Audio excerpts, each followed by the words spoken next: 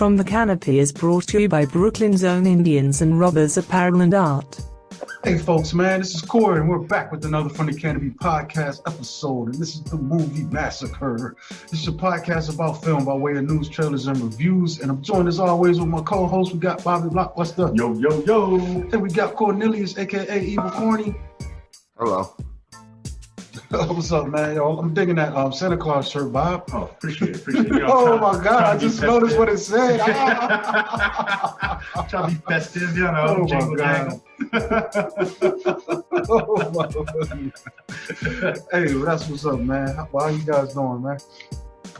I'm doing good. I guess while Corny finishes his eggnog. Yeah, I'm doing good, man. Just getting ready for the holidays, you know, ready to partay.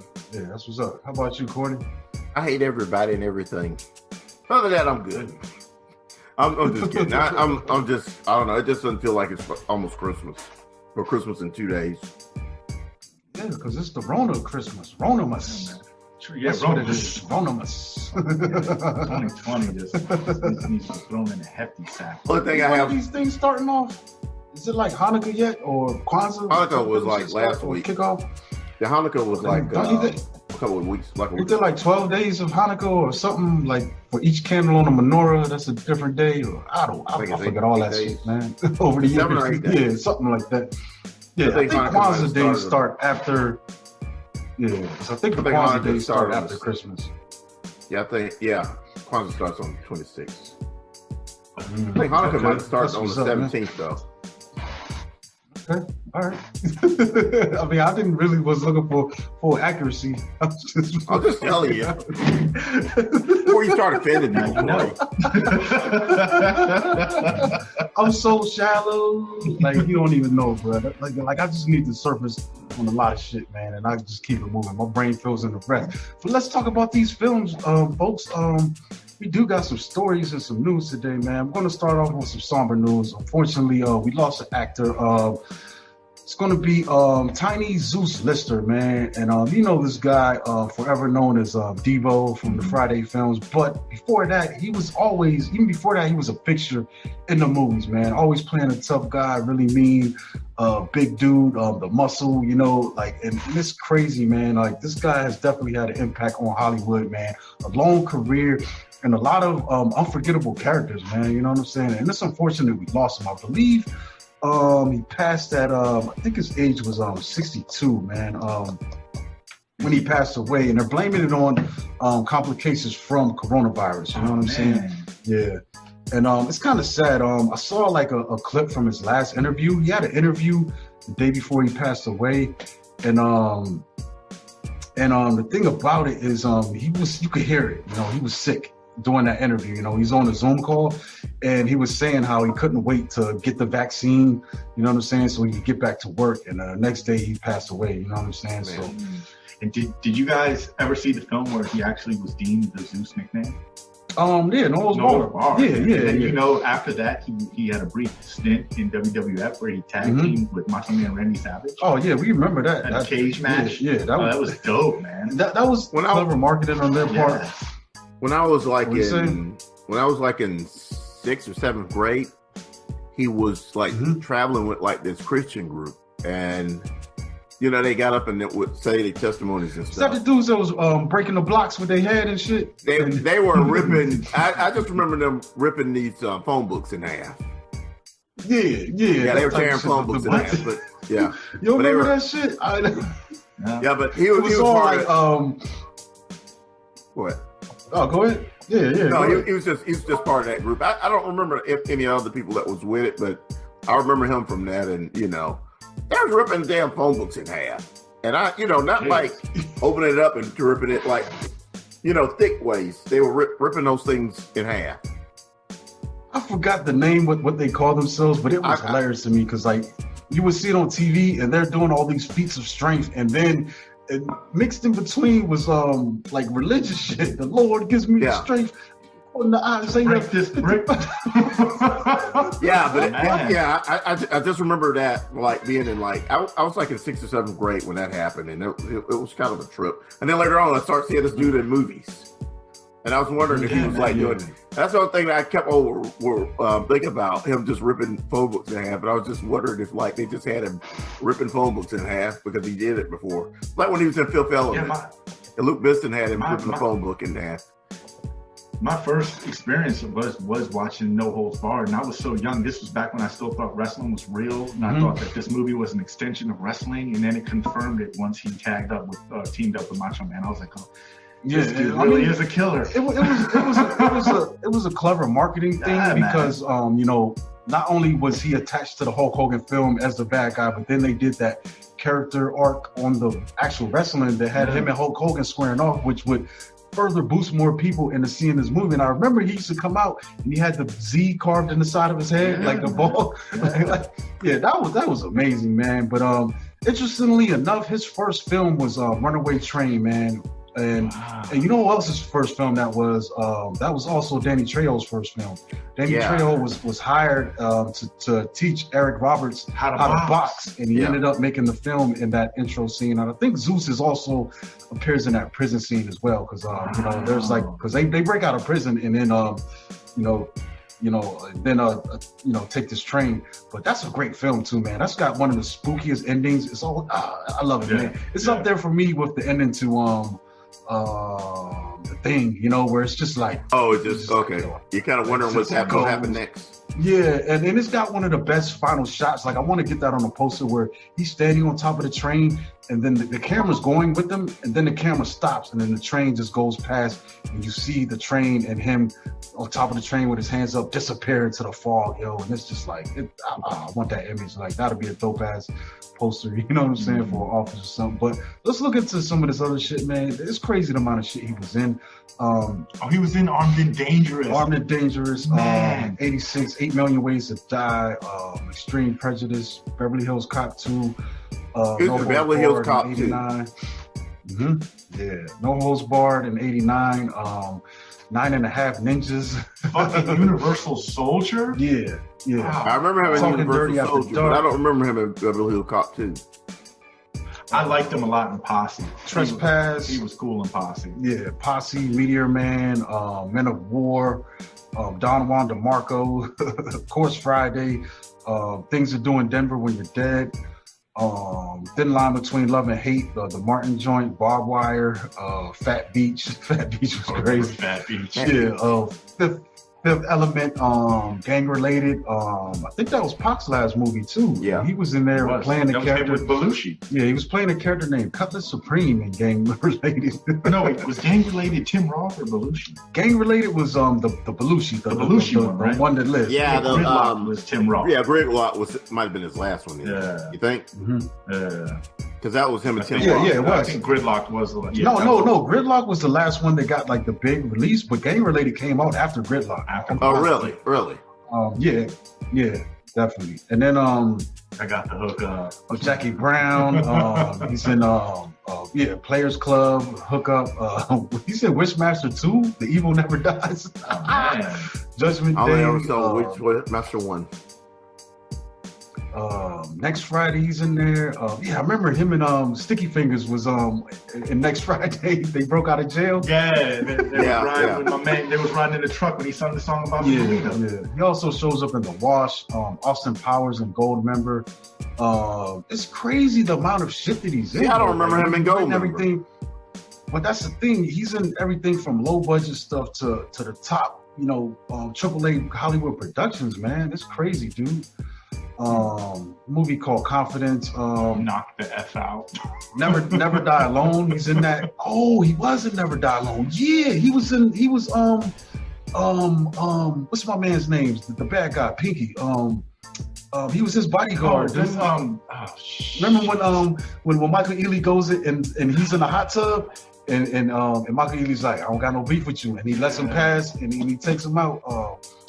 Ghetto Denzel, I can't think of his name right now. Yeah, you know what I'm talking about. Oh, I know exactly what you're talking about. Yeah, my man from Dead Presidents. Yeah, this guy's got long, Lorenz Tate, probably 200 credits. Here. No, he was the one who jammed Lorenz Tate up on the staircase. It was like, gee, after he was. Yeah. So that blow him. Oh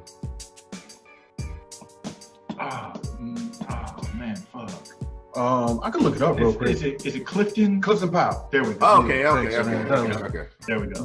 Yeah. Teamwork makes the dream work. He's also in The Dark Knight, bro. Like, I'm telling you, man, this guy, like, you talking about 6 Degrees of Separation with Kevin Bacon. I feel like you could do that with Tiny Lister, man. Just the amount of wide-ranging shit he's had in his career, man. So it's crazy, bro. And like, he could take, damn, he was in Human Centipede 3.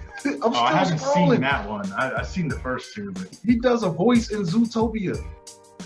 So apparently, according to this, the last film that was put out was I Got the Hookup 2 in 2019. He probably has some stuff also as well that hasn't been released yet, because he was a working man, you know. Yeah. But also he started, television credits started in '84. I'm not gonna go over everything, but yeah, he was doing that, as well as a lot of fucking music video appearances. I'm looking at this shit. Wow, that's crazy, dude. Yeah, it's wild. He was in the Sublime video song for Santeria. He was in Michael Jackson. I can vaguely remember him. Yeah, that was almost like the showdown. Like, shit, like Chameleon riding.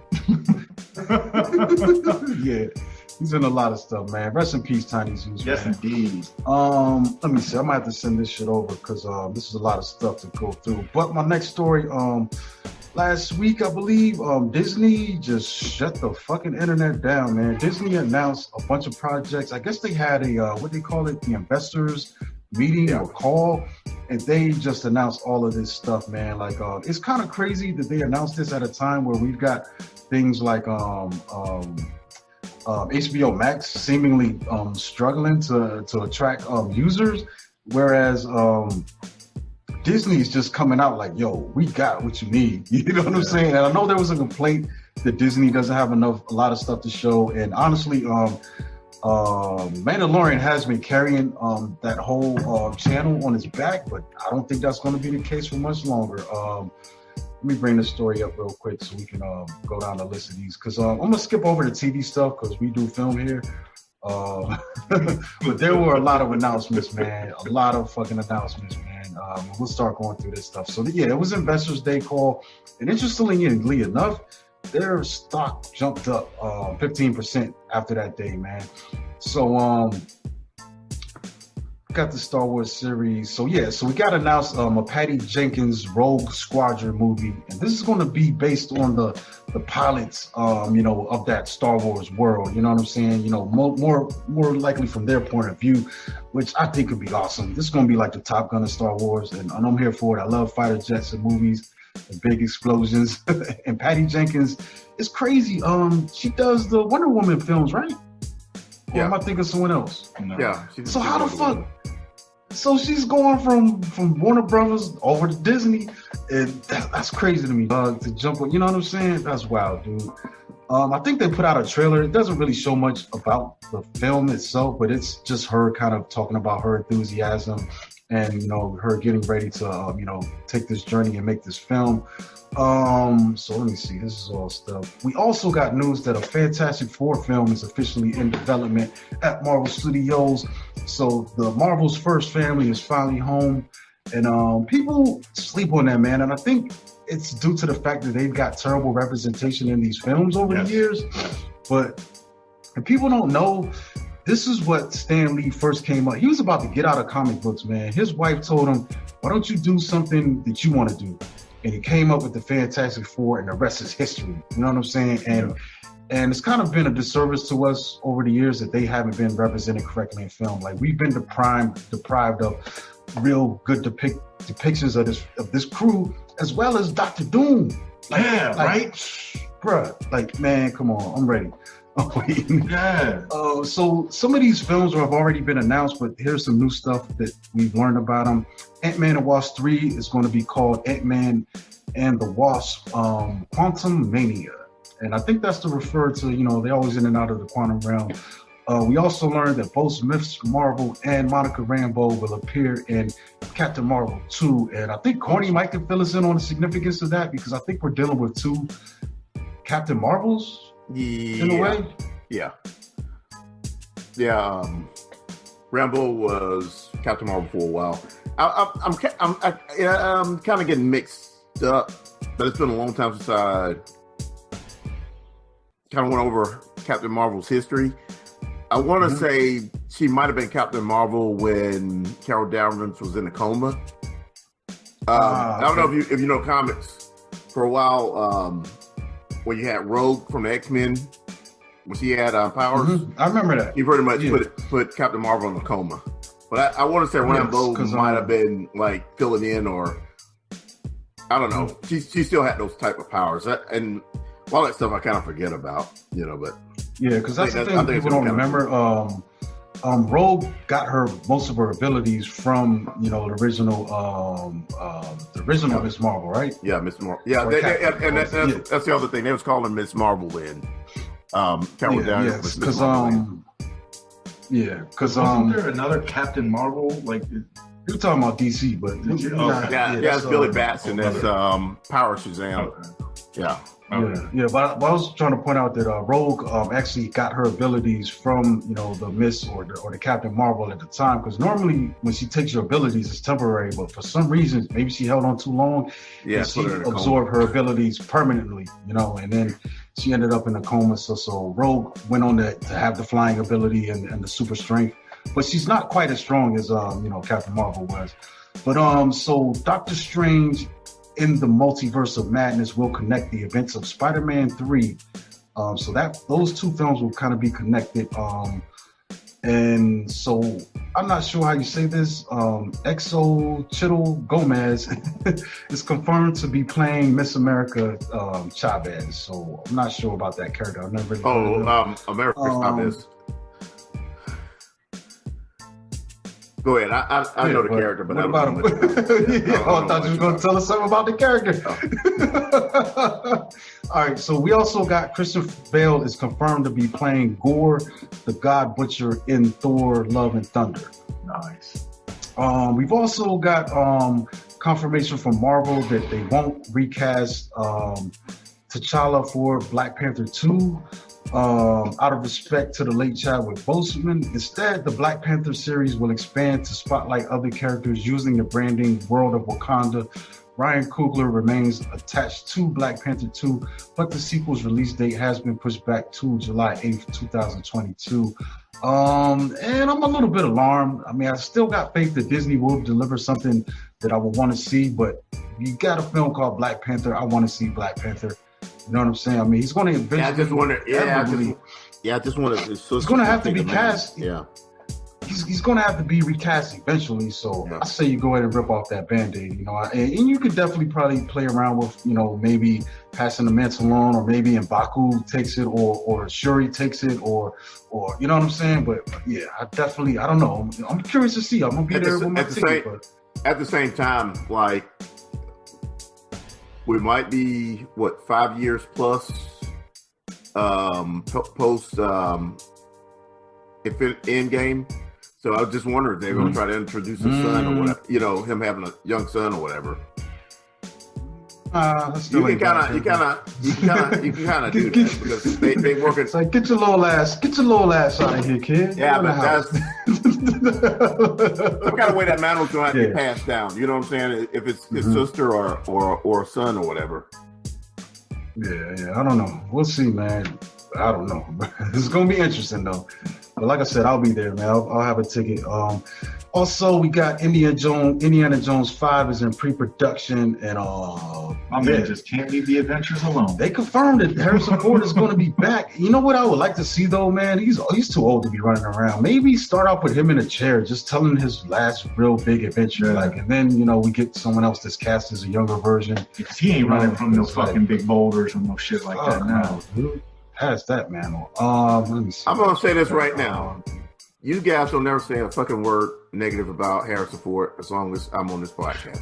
I'm just saying he's old, man. He's old. And tell him to stop flying. Fucking Solo. Up the airways. Indiana fucking Jones is not old. He's the president. You say so? He was a better president in that movie than Trump was his whole Get off my plane.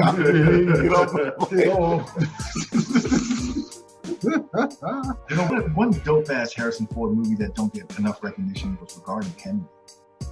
I've never seen it. Oh man, it's dope, man. It's dope. It's just real quick. He's a lawyer, a dickhead lawyer, family, not really focused on much. Goes to a convenience store, gets shot in the head, and has to Rehab. Is that with Robin Williams? No. Oh, okay. No, you thinking of Harrison Awakenings. Ford. It's Harrison Ford and the dude who damn it, was it Radio Raheem? Oh nah, yeah, it is Radio Raheem. Yeah. But it's a dope ass fucking movie, man. Heartfelt little situation. That was a good film. That was a real good film. Yeah, I liked it. This Harrison Ford really is a real good too, actor, man. though. He might be one of my favorite actors of all time. Yeah. This one's really exciting to me. So Pixar has announced a Toy Story prequel. It's going to be called Lightyear, and this is going to be about the actual astronaut that the toy of Buzz Lightyear is based on. So it's been interesting too because I think Chris Evans is going to be tapped to play the voice of this character. Not Tim Allen. Nah, because it's based on the real life Buzz Lightyear, not the toy version. So I think each that's the toy separate version. So is it live action or is it voice? Is that how they're trying to? Oh, it's a Pixar film. It's a Pixar film, but it's going to be. So they're telling like a Buzz Lightyear story, kind of like they did the cartoon. Yeah, it's the story of the real man that the toy is based on. He's an astronaut and all that, but yeah. So if you look in this picture, He's animated. it's He's not a definitely real got man. like. Looks pretty intense. Yeah, and Chris Evans is doing the voice of it. I'm wondering if that's a way for them to get around the controversy that Tim Allen has come into over the last few years. With his really hard right-leaning ideas and opinions that he's put out there. You know what I'm saying? Recently, so I don't know, but I'm here for it, man. I believe in Pixar, and I love Buzz Lightyear. I like him more than Woody. Woody's like the he's the center, I feel like, but Buzz Lightyear is like that free radical. He makes it just fun, you know what I'm saying? So I'm here for that. Let me see. So we're going to get a live action. How does the names, Joe? They keep coming back around. We're going to get a live action Pinocchio remake starring Tom Hanks. I knew we were going to get one sooner or later. I believe it, Disney, dude. That's what I'm saying, Corny. Yeah, I'm here for it. So this is going to be a live action. Is it going to be live action, or is it going to be like CG action? Like I could see Tom Hanks playing Geppetto and him being real, and maybe you got a CG. Is this an official trailer or is this an official announcement? That's weird. That's interesting. They have a Pinocchio movie that's coming out, but that's something foreign that's coming. That's being released. That's not Disney though. The one that's coming out, right? Yeah. We don't care about that. That shit don't matter. Really, I guess this is an announcement. I don't know. They need to get away from all those remakes, man. Why not? Let them cook. Black Cauldron is the only one I think they should remake, and that's because that one didn't do all that well. This is going to. But everything else, CG, I think, so it's just. It's going to be just like Beauty and the Beast was, or Lion King. It's just a CG version of the animated one. It's all going to run parallel. I got faith. We're going to see how it happens, man. I put it like this. Aladdin is the only one I actually liked. That and Cinderella. Well, the other ones I could just, You got Tom Hanks in here. Like I feel like you don't get Tom Hanks in this just to have a couple scenes with him. You know what I'm saying? So Tom Hanks has got me. Tom Hanks has to buy cars and stuff. He might be making like another movie just because he's in that movie. I don't know. He might be be able to raise some money and direct a film or something. He does. That's why I appreciated what they did with Mulan, because Mulan was an actual live action depiction of the cartoon. That could be along the lines of what they're doing here. That little sneak peek looked like it. That was all like concept art, though. I know. So you get Raya and the Last Dragon is going to be debut. It's going to debut in theaters and on Disney Plus on March 5th. And it says here so far, just like Mulan, subscribers will have to pay an additional fee to watch it if they want to watch it at home. And I don't know if that's going to stay true, considering, this recent Warner Brothers news, but we'll see. But also this announcement was made after Warner Brothers announcement, so maybe they're going to stay true to this. And Disney is doing a lot better with subscribers than Warner Brothers. As a matter of fact, I wouldn't be surprised if there's not a price hike soon for Disney Plus subscription. Like, they're probably just going to go straight to 10. I would pay for it, looking at all this shit coming out. Let me see. We also got news of a Disney animated feature film that's going to premiere after Raya and the Last Dragon, and it's going to be called Encanto. Encanto takes you to Colombia, where a magical family lives in a magical home. The film is directed by Byron Howard and Jared Bush, co-directed and co-written by Charisse Castro-Smith. So Encanto's music will be written by the prolific Lin-Manuel Miranda. Disney is also developing a new sci-fi animated series called Awaju, which will debut on Disney Plus in 2022. It's funny because I listened to Concentrated Podcast and they were talking about this, and I think Maria expressed a little bit of concern. It's like, why is Lin-Manuel Miranda always being tapped in these, Spanish language themed Disney films? She was making the point that there are other artists, with that background that do music. So maybe spread your wings a little bit, Disney. But yeah, I think that's it for the movie news as far as that. But I'm happy, man. We got a lot of dope shit to look forward to, I'm mad. Let me see. One thing about that, the last one you mentioned, that Rob, I kind of wonder, like, if the vaccine and stuff works, it might be interesting to see how that does in theater. Because if the vaccine's out, people actually going places, it might, it might not make any money on Disney Plus. We'll see, man, because March sounds far off, but it's not really. Right. And it's going to take a while to get this stuff out here. Right now, the only people getting the vaccine are essential workers and stuff. I keep looking on the county website, seeing where I could sign up and get one, and they ain't giving us no updates. So, yeah, it's going to be interesting. We'll see. So we're going to skip this day of movie history. We couldn't find nothing. We didn't want to talk about The Graduate. So what you got for the trailers, Bobby? Kindergarten Cop came out yesterday, 30 years ago. Fuck that movie too. Not a 2 month. Man, if we took the time to talk about the past, we'd be here till fucking tomorrow, man. But so the first one, actually, I just saw this one an hour before I came over. And it's called The Little Things.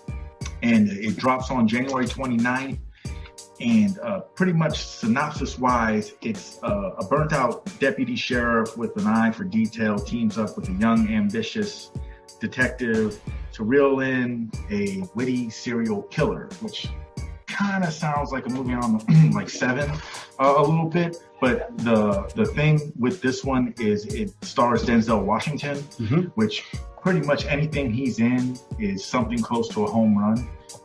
Roman J. Israel. That's why I said almost. That's why I said almost.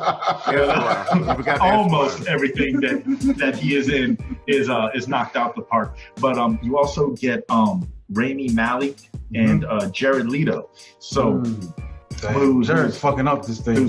Who's got to lose a star for that? I don't know because he's not playing a Joker. His Joker role. Good. Yeah, he's trying to resurge, so he might come back with a vengeance. But it looks like they, that they put in the right amount of energy and effort in the trailer to make it a good film. It's just not it's not like a new theme. Oh, Leto's playing the bad guy. Leto's playing. Yeah, they had really. It's questionable. It looks like a misdirect in the trailer, but I don't know. Like I said, I really want to see those ones.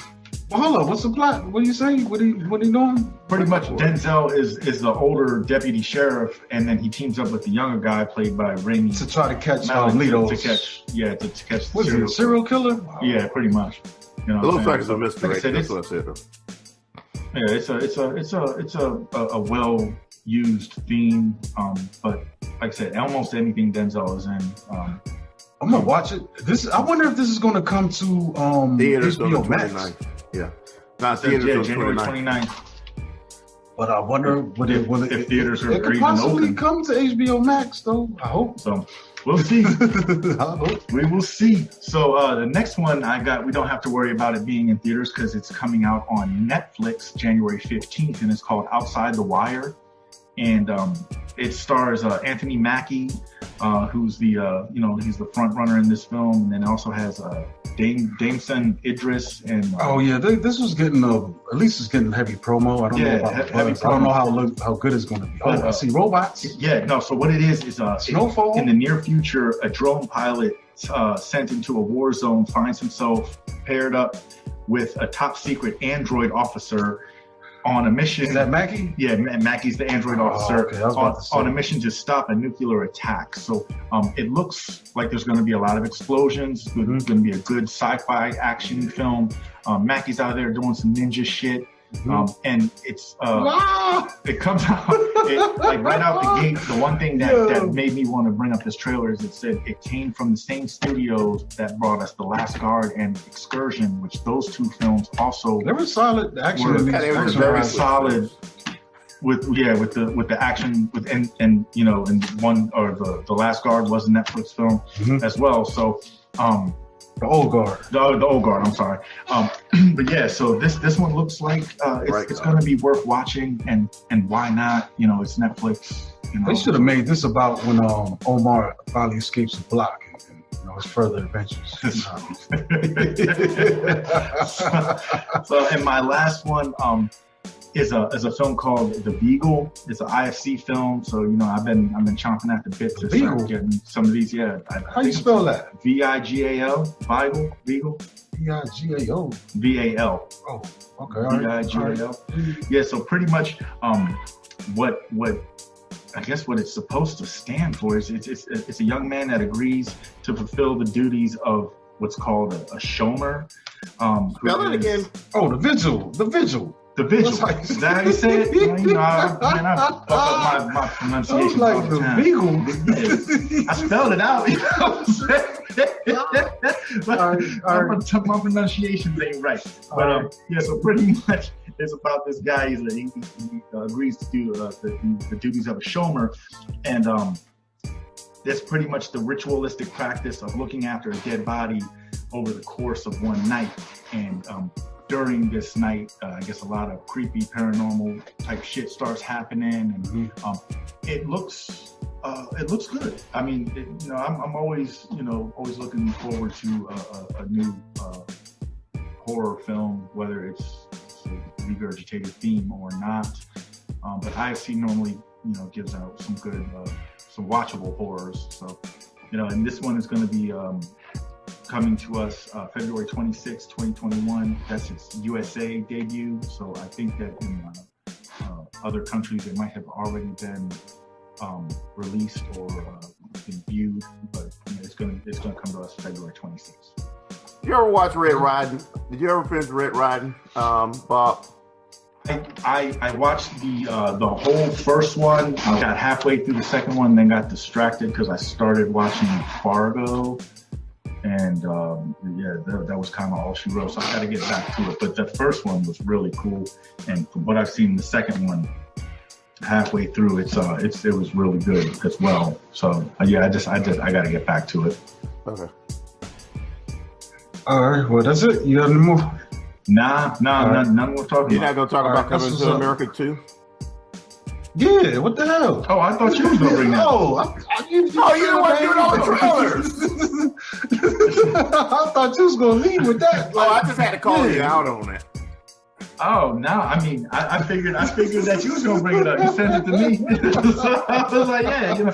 Oh man! No, I didn't take no notes on it. But yeah, we did get our Come to America. We did get our first look at Coming to America 2, and this is gonna debut on Amazon Prime Video, I believe, in somewhere in January, right? Or March? March 15th? Or March. Okay, they pushed it like March, April, so they putting it out for Easter.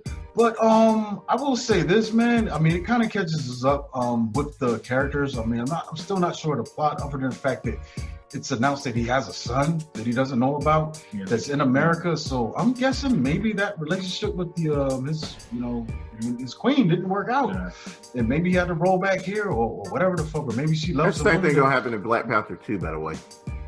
I'm just calling it. Nah. The one thing I will say about this is it's cool to see that they brought back a lot of the same characters and actors and everything. I mean, you still get your James Earl Jones appearance, Arsenio Hall's back in it as well. Eddie Murphy's playing a multitude of characters. I want to say Arsenio Hall is playing quite a few different characters as well. Yeah. We have Wesley Snipes in it this time. Wesley Snipes, yeah. Yeah, we catch up like all those characters from the first film, like the barbershop crew. They're still there. They're aged up. But man was kind of making a joke though. He's like, them barbershop dudes should be dead, as old as they were. But I don't know what the time frame of this. This could be, maybe it's not our time. Has passed since the original film. Maybe it's 20 years. If it's 20 years, these guys can still be alive. They just look a little bit more crustier. Even the church dude, the preacher looks even older. I help Gilligan get off that island. He looks older, and so I mean, I don't know. I'm not a stickler for those kind of details. I just want to see it go down, man. But yeah, like I wonder if Woody Harrelson is still working at McDowell's. I want to see him. I want to see if they get my man back from good. What was his name? James Avery. John Amos. Yeah, they get John Amos back.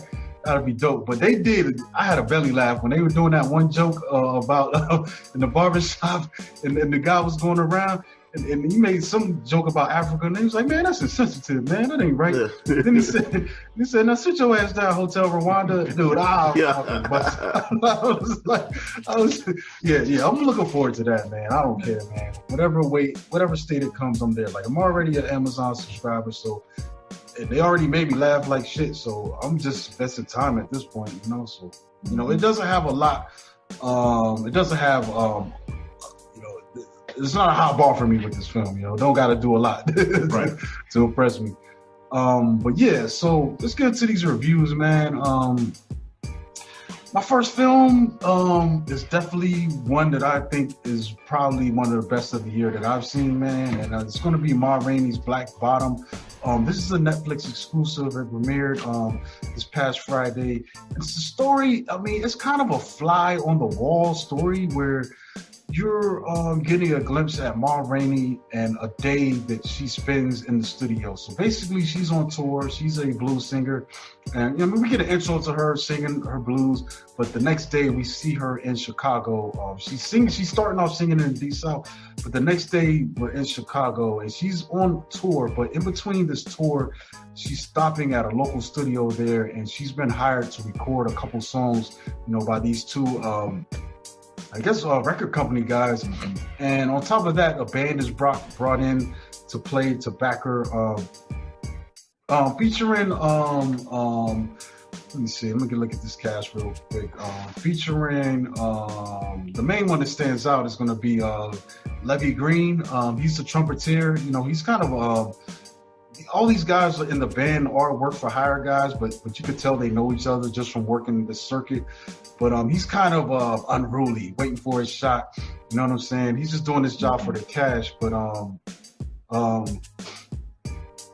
it seems like he doesn't really respect the process like that, man. He's just waiting for his shot and going through the motions. But the other members of this band, we got Toledo, played by Glenn Turman. We got Cutler, played by Coleman Domingo.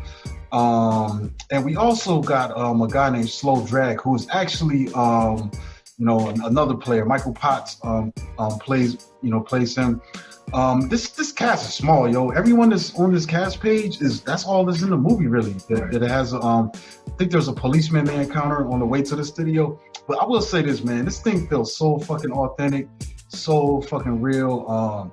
Just great performances from top to bottom, man. Especially Viola Davis, man. She fucking kills it as Ma Rainey. Because it's interesting. I'm trying to what's cool, if you do watch this on Netflix, there's a supplemental feature that's about 30 minutes long about the making of this, featuring the likes of Denzel. I think he might have been a producer, and the director and the cast members, and you get a brief history of Ma Rainey herself. And she seemed to be this person that was so talented, but also just didn't give a fuck and stood on her own. And it's crazy, man. This thing is making a lot of statements at the same time. I mean, we see her music, we see the struggle of Black entertainers in this time, we see the corrupt music business. You know what I'm saying? And it's just so like I watched this thing 3 times. You know, I watched it the first time, blew me out my socks. Then I put it on 2 more times since then, just in the background and just looking up. Like it's one of those things where it's a simple premise, but every time you watch it, you're picking up on something else, man. Right. Yeah. Right. And it's so well performed, man. Like these guys are great. Seeing all these cats in this room and just the banter and even Ma Rainey herself, man. There's a lot of physicality going on because Viola Davis got up to 200 pounds to play this role, man. And I don't think that's being spoken about enough. You know, anytime Tom Cruise or whatever goes up and down and wait to play a role, that's fucking leading on all the news things. But they're not talking about that with her. But that physicality, it comes across the way she's moving and her attitude and her physical expressions, man. She's one of the badassest characters I've seen this year. Yeah. And then on top of everything that you're saying, which is all spot on, so another thing that stood out to me was how the atmosphere, like the way they really captured the 1920s, you know what I'm saying? And like this is happening in the 20s? It's 1927. Oh, yes. Yeah. So I mean, they captured it spot on with the cars, with the dress, with the you know, with the lingo and everything that's going on. And then like I said, with the atmosphere, I mean, there's, you know, for almost the better part of 70% of the movie, Rainey looks like she's just drenched in sweat. Yeah, you know what I mean? Everybody's sweating. It looks hot. Just sweating. It looks hot, and you feel that, you know, coming off the TV. It's like the only thing missing was the heat waves. You know, in the living room when I was watching, I was like, man, this is. I mean, it was just like they really found a way to really just pull you in to that room that they were in, you know what I mean? And just like you almost like you said, like a fly on the wall, man. It was just really, and I think really this is going to be Chadwick Boseman's last appearance, and he made a statement. Dude, like it's crazy, man. There's a couple scenes in here that he has where it's almost chilling, almost a little bit disturbing and a little upsetting, because there's moments in it where I feel like he's channeling his cancer diagnosis, and like especially there's a moment where he's talking about God in this, and I was like, yo, this is beyond what he's doing on the screen. Feels like it's going beyond what was written on that paper, dude. Yes. Like, and I feel like also, I don't know how widely. I don't think most of the people around him knew what was going on with his, you know, his health at that time, and so it just, real, man, it just hits you. Like, I held my breath, dog. I was like, dude, this thing is fucking great, and it's not even long, though. It's like 94 minutes, so you take away 6 of that for credits, man. So it's not a thing that runs a long time. It's very efficient with the time it has on the stage, and it also leads to a lot of questions, man. I love the fact that Ma Rainey isn't fully defined. We don't know how she got like this, other than the fact that maybe it's just her experience and just her being in this profession for so long has hardened her and wisened her to the ways of this. And like, it's so great watching her move around these men in a fearless way that most men wouldn't, or most people would be scared to fuck up their opportunity. But she's like, no, you motherfuckers need me. You need me. And oh my God. And this also, it touched on the fact that when she was, you know, home, when she was down south, she was put on a very high pedestal, justifiably so. When she went down to Chicago with this recording studio, she was like, I'm not gonna treat me like I ain't shit. They ain't even got refreshments for her. Yeah, you know, she was like, nah, fuck that, man. When I'm down, you know, around my way, you know, they know what to have ready for me and they treat me right. You know what I mean? They know I'm the talent. Whereas here, like she realized that they were just like as soon as they get what they want, she got the door anyways. Yeah. So it was amazing to see how she put her foot firmly on the ground and never lifted it up. She was like, fuck that. Things are going one way, my way. Yeah. And I also appreciate the supporting cast, man, because Ma Rainey and Chadwick are definitely the focus, but the rest of the bandmates, like this movie's not as good without them too. Glenn Turman's being there, doing his thing. Coleman Domingo, who was really blowing up right now, dog. If you ain't seen that new Euphoria episode, come on, son. Like, that's going to get that motherfucker an Emmy, dude. Like, and this might get him an Oscar, or get him in contention, because this is fucking good, Very dude. Good film. This is a great fucking film, man. See this ASAP. Definitely. I could go on, but I would just be rambling. So my first one is going to be a film called The True Adventures of Wolf Boy, which, wow, I was kind of blown away with this one, like in a good way. I didn't know what to expect. I know you like them Wolfman, you know. Yeah, man. You know, I howl at the moon. So anything like that, I'm like, yeah, shit, I'm with it. But This one, it follows a young boy that has a rare skin condition that like pretty much has him covered in hair. Oh, and okay. you know, he runs away from home in search for his estranged mother. One thing I will say about this is it kind of played like the Pinocchio story, minus, you know. You said we don't need no Pinocchio remake. Exactly. Which that's why I thought it was funny. We talked about this, but it you know, it gave me those Pinocchio vibes, the way the storytelling was going and the things that were happening in this film. First things first, the costume makeup was very, very realistic looking. I mean, it didn't look like CG'd up. It didn't look fake. It looked like as if somebody were to actually have this rare condition. That might be how they look like in the young boy was played by Jaden Martell. Remember the Wolf Boys that was in that circus back in the day? Yeah, the brothers, like they had that excessive hair. Yeah, and this was Jaden Martell who a lot of people would recognize from the It remakes. He played the young boy. I can't remember his name. The one who had the little brother who got his arm ripped off. The one who stuttered. Bill. Silver Bullet. Oh, okay. Bill. There you go.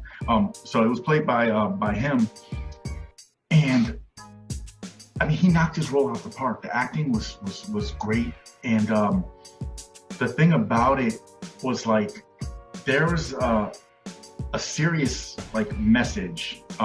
Underlying message throughout this whole film about the importance of just loving yourself for who you are and not getting lost in the search for acceptance from the world, because sometimes you don't find that. You know what I'm saying? You have to love the skin you're in regardless to what's going on around you or how those around you treat you. You know what I mean? And that I thought that was heavy for this film, but it was also expected. And on a more lighter note, I don't want to sound like an asshole, but there was a part, and it made me laugh. It probably shouldn't have, but he got into an argument with his pops, and his first defense mechanism was to bite him. And I was like, dude, you look like a wolf. That's what I'm saying. I was like, why did they make him have to bite him? Why couldn't he kick him or something? He bit him. I probably would have made something like that. I was like, oh man, come on. You gotta lean into the insanity. So I just bust out laughing. I was watching it with my daughter. She was like, Daddy, why are you laughing? I was like, because he looks like a wolf and he bit him. You know, like what the fuck? That's how you turn somebody into a wolf, is by biting them. And they had to throw that in there, but this is supposed to be such a serious film. So minus that little bit of a comedic value, it was, for all intents and purposes, a very serious film. I definitely recommend watching it. And it dropped, I want to say, for us, October 30th. So it should be, out stream worthy, wherever, All right, that's what's up. Paying $4.95. So, what was it when you said it came out? October 30th of this year. It's an older one. Yeah, it is out there. You can rent this thing. Yeah, rent it. So what you got, Cornelius? I just have a film called Fishbowl. It's a small film. It's just about it's set up in a small town where these three sisters they lost their mother, and they're kind of coping with that and everything. And their dad, who was alcoholic at one point, is kind of getting deep into the rapture or whatever. He's kind of good and overly religious. Oh, damn. It's set. It might be set in the 80s. They don't really show a timeline, set the time up, but he pretty much goes to one of those 1-800 number type creatures and orders a kit to help, like with a pyramid type scheme for this guy's set up for the rapture or whatever. He's got to get people. It costs this guy's not working, and it costs him $1,000, of his own money to get this kit, and then he's supposed to get people to start following or start spreading the word or whatever. But he looks angry that he has daughters. Yeah. The vibe you looking from this trailer. Yeah, it's kind of a sad film. The girls are like seems like they're in Catholic school or whatever, and they just have the three of them are having different types of problems because of their mother not being around. But you slowly find out what happens to their mother, or where she went. So it's overall, I think it's interesting film. It's kind of like bit of a slow burn. It's kind of slowly paced, but overall, I liked it. Okay, that's what's up, man. Good shit. Shit is back on me. I got one more, man. I did watch The Sound of Metal, which is on Amazon Prime Video right now, and it's an interesting story, man. It's a film starring Riz Ahmed, who I really like. In the movies lately, I haven't seen him turn in a bad performance. And this film is about him. He's he's in like a metal band.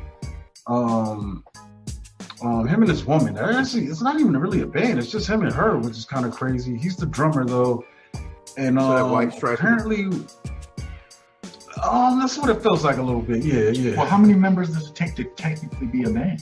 I mean, he got them drums cracking. I think she plays instruments on top of his shit sometimes, and she's the singer. But it's just the thing about him. We open up with this film, and this guy's losing his hearing, and it's going away. It's deteriorating rapidly. Like, what's interesting about this film is the sound design. Like, we kind of get like they put effects and filters in, so you kind of get a indication of how his hearing is, and it's fucked up, dude. Like, it's crazy. And on top of that, he's definitely an addict too, man. So he's dealing with that. The hearing loss, and he's an addict, and it gets to the point where it's getting hard for him to do his job. Like the one reason he plays so hard and so loud is so he can hear, but it's getting to the point where it's getting difficult for him to even do that. Yeah. There's a moment, early on where he runs out of the middle of the show and is like, I can't hear anything. Like, I'm just playing this based off training and instinct, and it's not, it's getting less accurate because he's getting less feedback from himself. And there's a possibility he can, get this operation to try to save his hearing, but it's interesting because the manager, kind of sends him out to meet this guy. And this guy is coming from an interesting point of view too, because not only is he working with deaf people, but he also knows that this guy's an addict and he's been there before too. So you're dealing with that, but he's also probably preparing Riz Ahmed's character for the possibility that you're going to be deaf. You know what I'm saying? You know what I'm saying? And Riz Ahmed, his character, he's what's the fuck is his name? Ruben. And Ruben is still having a possibility like, yo, I could get my hearing back. And and it goes from there. I don't want to spoil how this thing ends, but like I said, it's a tough situation. It's really well acted. It's a little dark and somber, you know what I'm saying, too. But ultimately, I definitely appreciate what they were trying to do. It did feel a little bit anticlimactic to me, you know what I'm saying? Even though this ending definitely makes sense, you know what I'm saying? And it feels really well-grounded and really realistic, but I wanted a little bit more punch, and maybe that's just on me, you know what I'm saying? Because but other than that, man, this thing is really solid, really well directed, great performances, man. And it's one of those films too that takes you to a really low place, and by the end you do feel some hope, you know what I'm saying? And maybe that's ultimately what this film is about, you know what I'm saying? Maybe your current happiness got disturbed, but that doesn't mean that you can't find a center when things have changed. Something big is losing your hearing. That's a big thing, you know what I'm saying? And I think it definitely does a good job of saying that, you know what I'm saying? So I would definitely implore people to check this shit out, man. Riz Ahmed he's on fire, man. He's a really dope actor. I really love his work. And there's another film out too that he did this year as well called Mogul Mowgli. Folks should check out. I think in that it's kind of From crazy. the Canopy is brought to you by Brooklyn's own Indians and Robbers Apparel and Art. He's a British rapper in the UK, and he's been afflicted with an autoimmune disease, and that's slowly just killing him, and he's got to deal with that. But definitely check out both of those films, Sound of Metal and Mogul Mowgli. Good shit. So the next one I'm going to bring up is a film. It's called Embattled, and it dropped on November 20th of this year to IFC, and pretty much it's one of those like cage fighter films, which normally those aren't really worth talking about unless we're talking about Warrior, you know what I mean? And fighting was pretty good. yeah. What up with my main, Terrence Howard, man? Yeah, a lot of these films are just, I don't know. For me, they missed the mark. This personal opinion, but you ain't like Undisputed? Undisputed was okay. Okay, but yeah, no, like I feel like Warrior was real heavy. You don't like Thunderdome? This one, I don't know if that counts though. This one, two men enter, one man leaves. Oh, they were on stage. This one, it found a way to kind of like stand on its own 2 feet with this, like I said, with this reoccurring theme that we get from these MMA style films. It stars Steven Dorff, who is actually I haven't seen him in a while. Yeah, the father figure, and he is a very successful MMA fighter. He's actually the current champ, and he's training his young son, who's just recently turned 18, and you know, he's not like winning any Father of the Year awards. Like he's kind of focused on himself. Father of the Year, you know. Father of the Dad. Yeah. Sorry. But no, it's all good. So, you know, and the son is trying to, you know, follow in his footsteps and everything as far as, you know, being a young aspiring cage fighter and everything. And so his dad is you know, training him and kind of, you know, being there for him in that kind of way. But, you know, things kind of just take a turn, and the young son and the father end up, I guess for more promotional reasons, the powers that be decide that it would be financially pleasing and everything for everyone to watch the father fight the son. And that's where like it kind of separated itself a little bit, like from Warrior, where it was the brothers and all that stuff. Like just to simply like think about how like fucked up that is, that, you know, this guy is literally trying to take his child into a cage fight and beat the shit out of him just for personal gain is just, it's terrible. It's terrible to think that that someone would actually be that self-centered to do. And, you know, that's why this movie, like, it carried a heavy level of emotion. There's a lot of other things that are going on as well that happen outside of the ring that make this film very watchable. You know what I'm saying? Because it's not just a shit ton of fight scenes. You know, if that's the case, then just go watch fucking the next UFC event if that's all you want to see is the fight, not the choreographed shit. But Steven Dorff, he did his thing with this role. Yeah, I know that. I hear you. Like he played that role where you love to hate him.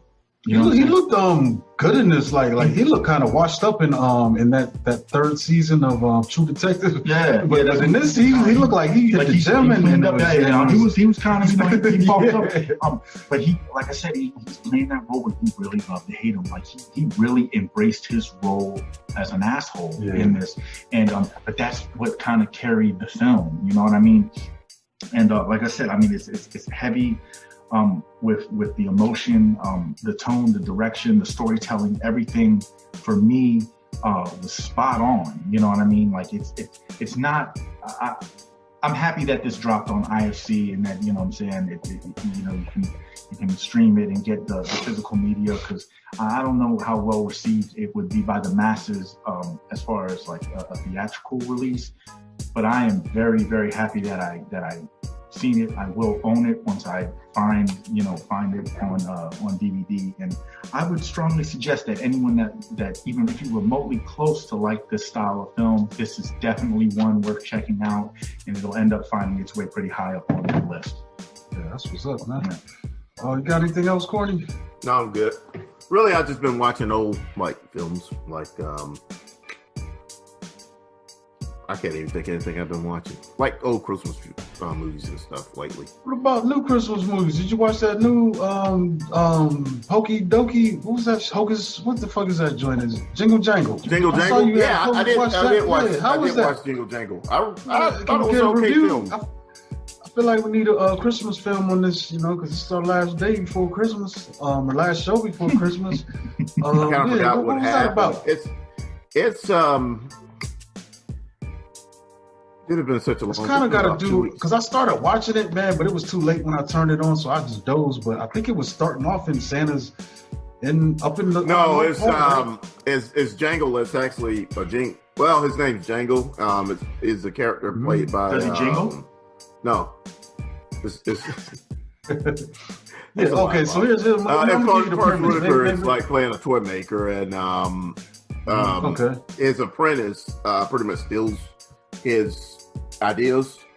One of his inventions, then an apprentice steals all his ideas, and he kind of goes out of business for a while, or is like struggling for a while. And his granddaughter kind of gets back in his, gets in his life and starts helping him get his life back. It's a musical. I thought it was pretty good for what it was. I wasn't really expecting much from it, but between my sister and that's who was on the phone a second ago calling me. Between my sister and a couple of my cousins, they really liked it. Yeah, I really want to go back and finish it because it definitely did have some high production value when I turned it on. I was like, oh, they're going all out with this, like the special effects, and I think even the intro when they were retelling the story and they got the little toy stop motion type deal. Yeah. And Ricky Martin's playing that toy, by the way, and somebody had mentioned that to me. I kind of wish that I would have saw that in the theater because I think that it might have been in 3D. Some of the effects were kind of like that looked like they probably could have been in 3D. That's one thing about Netflix; they're not really pushing that. But I don't know. It's got Key from Key and Peele. Key was like the old Keegan-Michael Key was like the old apprentice. It's making my laptop screen pop, yo. This thing was like they shot the hell out of this. Yeah, that's what I'm saying. It looks like a lot of effects could have been like in a 3D film, but it looks like Short Circuit.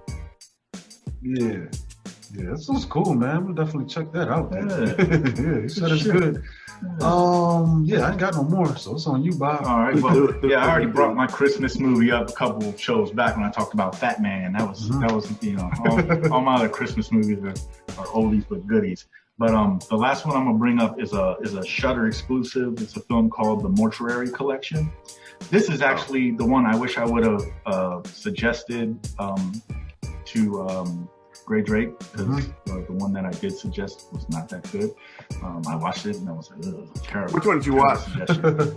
I watched both of them. The one I suggested to her was called Castle Freak, and that one was like, the remake. It was the remake, and it was. So why'd you watch that remake, but you don't want Pinocchio remake? Because it wasn't a cartoon turned into a movie. The original Castle Freak wasn't nothing to write home about, though. No, it was a B-rate horror cheese, and I thought that this one would actually be better. And I think that what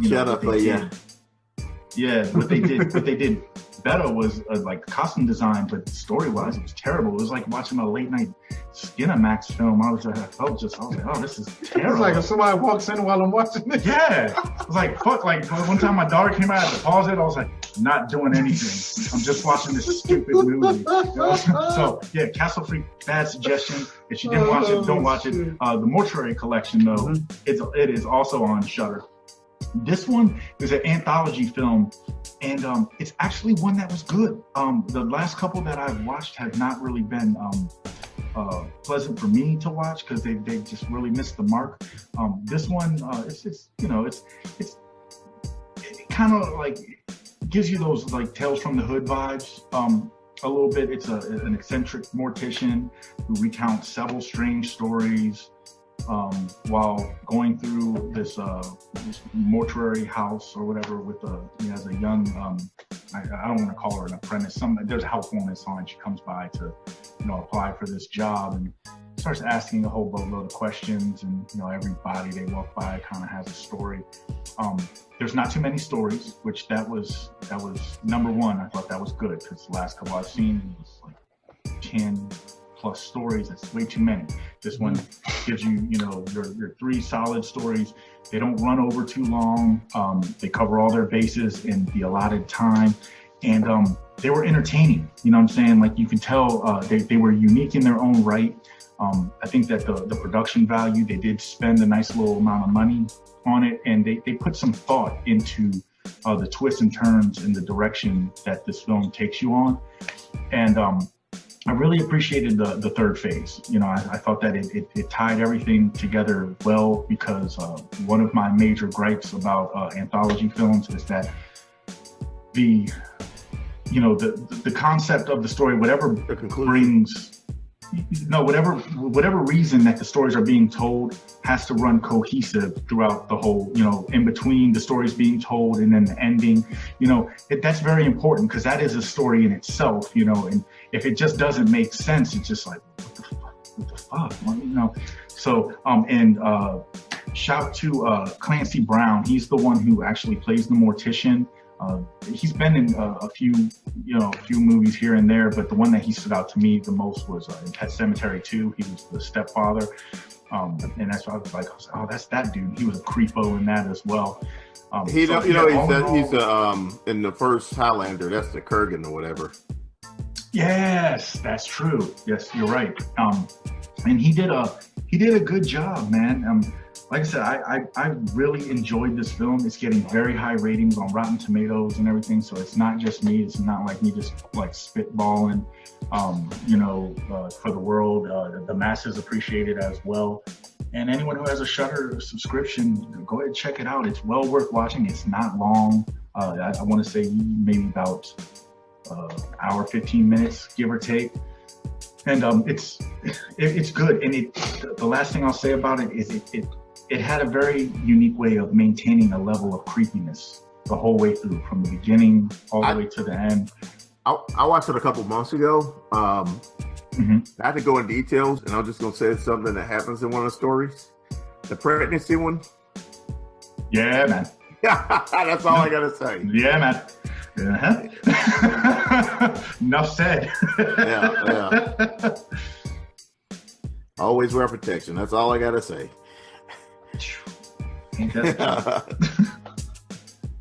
But yeah, man. So it's good. It's called the Mortuary Collection. I think it's well worth checking out. So yeah. All right, that's what's up. I don't got anything else, man. Y'all got anything else you want to discuss before we get out of here? Anything else I want to discuss is not movie related. So okay. All right. Yeah, I think that's it, folks, man. Just wanted to say happy holidays, wherever your Christmas, Hanukkah, Kwanzaa, whatever, man. Whatever y'all do around this time of year, man. You know what I'm saying? Just celebrate safely, man. You don't carry the Rona in the 2021, man. You know what I'm saying? Be safe out there, folks. And we'll be back next year, with I think we got Wonder Woman on deck, and we got Soul this week. So I'm looking really forward to Christmas, dude. I don't even care about Jesus' birthday. I just want to see some good ass movies. Let me scooch over a little bit. Am I wrong? Cory. What everyone is thinking. I'm saying what everyone's thinking. That's just like saying forget Santa Claus, man. I mean, said I want to sit on the couch. He can hang too, but I'm watching these movies. I mean, Wow. Yeah, folks, we're going to be back next time, man. It's been Cory. You can catch me at Monkey Blood on Twitter, Instagram. Follow the podcast at From Canopy. Check everything out on FromTheCanopy.com. We're there. And also follow our YouTube channel, From the Canopy Podcast Network on YouTube. You'll see all these videos as well as links to the audios on there. And we've got some stuff on there that's not available on the normal podcast feed. So, yeah, check it out. This is Bobby Blockbuster. Still don't have no social media. Just You're gonna be on Twitter, goddammit. And maybe next year, maybe 2021. But yeah, just everybody, man, make sure it's important to show love to the ones that you love around this time. You know what I'm saying? Only a certified asshole is an asshole around this time. So if that's your calling, then by all means do it well. But other than that, show love. I got a card. Anything else, Corny? Got any words of encouragement or damnation? Even one works for me. Wear a mask so I can actually go to the movies. It's movies I want to see this coming year, like Green Knight. Black Widow. I want to actually see that in theater. Please wear a mask. Huh? All that King. You actually want to see Green Knight? That King Arthur shit be trash usually. I don't think it's King Arthur. Regurgitated. Well, who's the Green Knight from? That's got to be a King Arthur story, right? I Or don't think fucking- so. I don't know. I don't know all the knight. Just watch the film, Corey. Just watch the film. When it comes out, watch it. Hope you can see it in theater. Take your shots, people. And wear your mask at the same time. I'm gonna tell him to hit my boy up, man. Maybe A24 will send out a screener for that or something. Okay. But I'm Cornelius Bros. You can find me on Twitter at Cornelius1976, on TikTok at Cornelius1976, on Instagram Cornelius Bros, and Facebook Cornelius Bros. And I'll be in my basement watching movies, and I try not to get sick. That's what's up, man. All right, folks, y'all have a good one. We'll see you guys next year. Yeah, man. Peace.